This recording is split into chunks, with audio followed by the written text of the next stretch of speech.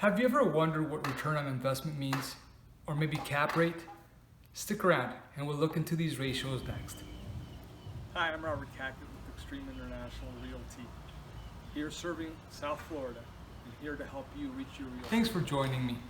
Today we're going to look at ratios, specifically the ratios used by real estate investors to look at and make decisions on potential properties. Now, every investor is going to be looking always for as much information they can get.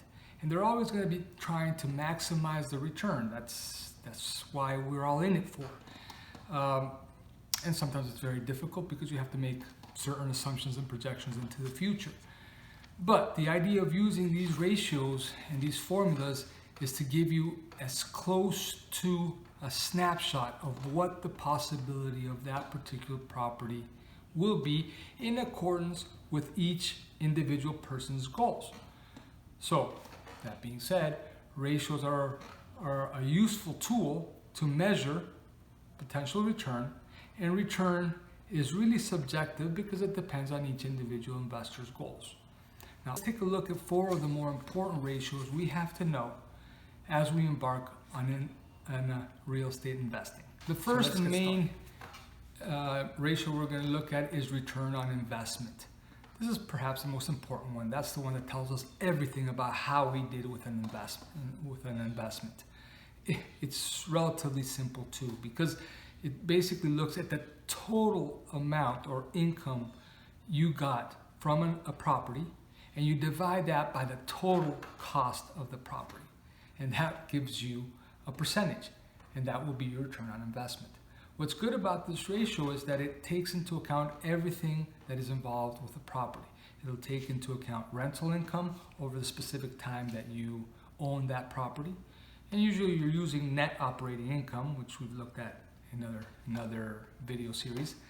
So look at the total amount of money that came in, net operating income, plus the profit we made when we sold. So you get the whole gross amount divided by the gross cost, which will include all the costs that have been related to that property, including what you bought it for and any capital improvements that you made.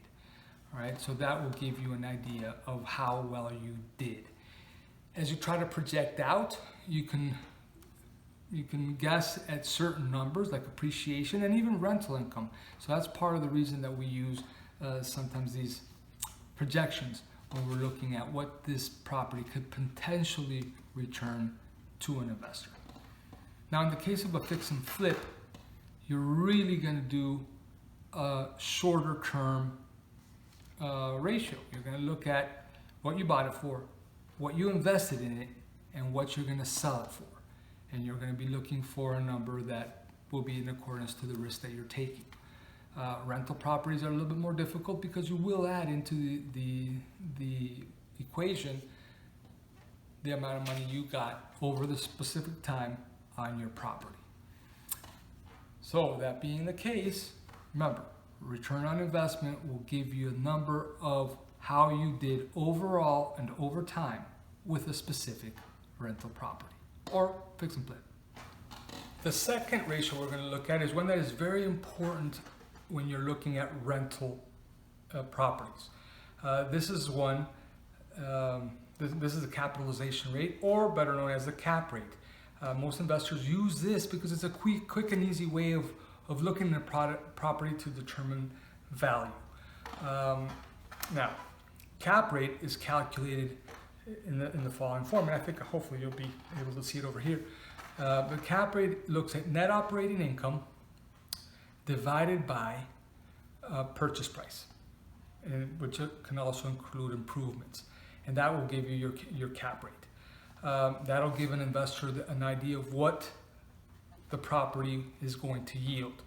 Now, cap rate will focus on the merits of the investment property. It's not going to focus on anything else except how good that particular property is going to be based on its cap rate. It's not going to take leverage into account. That's why it uses net operated income. It's only going to take expenses into account, not the loan, over obviously what we just mentioned, which is the purchase price. and it's a fairly accurate way of looking at a property and to give you an idea of what it's going to come back at.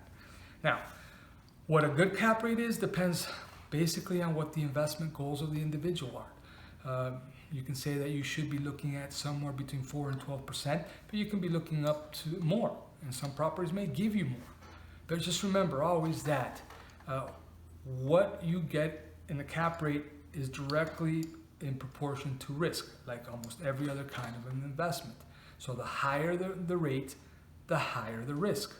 And yes, there's different returns based on different property niches or locations, or something that's very common would be the age of the building and its general state. But as a whole, cap rate is probably the easiest and most often used metric to judge a rental property. You're going to be looking at from your perspective and your goals, but you should have a cap rate goal, and you make some assumptions over future rents, but it generally is a pretty good measuring stick of how a property will do it according to your personal. The third metric we're going to look at is cash on cash return.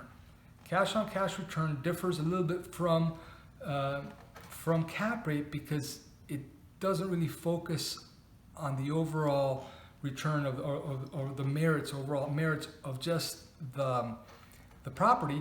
It's going to focus on what you're getting for the money you put in. So what your return is on your actual cash outlay. And that's going to differ. It's going to differ. The biggest difference between cap rate and cash on cash return is that when you're looking at cash on cash return, you will be looking at debt payment, debt service, on the leverage that you use to buy the property. So instead of using the net operating income, we're going to use cash flow, which is net operating income minus debt service, and we are going to divide that by our actual cash outlay. Again, I hope you hear the formula comes up. But that's going to give us what the return is on what we put out. And this is very interesting because this way you can compare your cash outlay here to cash outlays on other investments, because you're measuring only what it's doing versus the money you put in. So it's a very, very important metric for a lot of investors who use leverage to purchase property and who try to figure out what the best place for each dollar they have is as they build their investment portfolios with real estate or with other products. So this is a good one we have to know.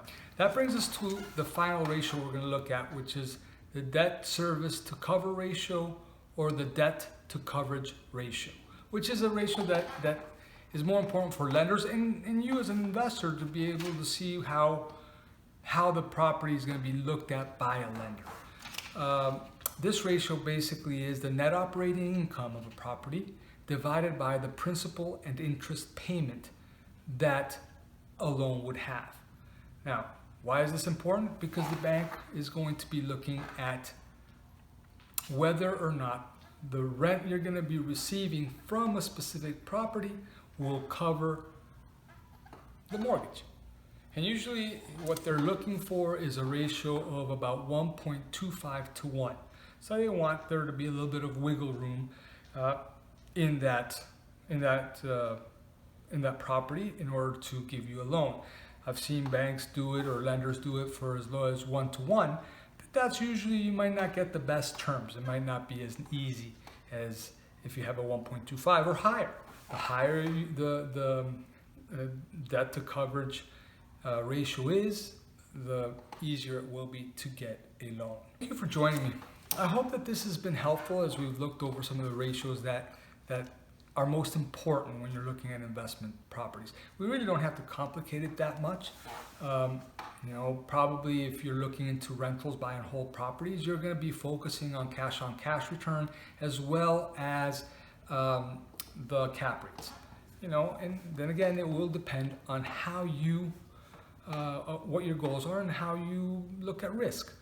Also, the debt to service ratio is important if you're going to use leverage, which, depending again on your goal, might be the way to go on the investment, because there's lots and lots of different strategies that you can use in order to achieve the goals that you may have. Overall rate of return on investment, yeah, that's going to be the one that's going to let you know ultimately how well you did.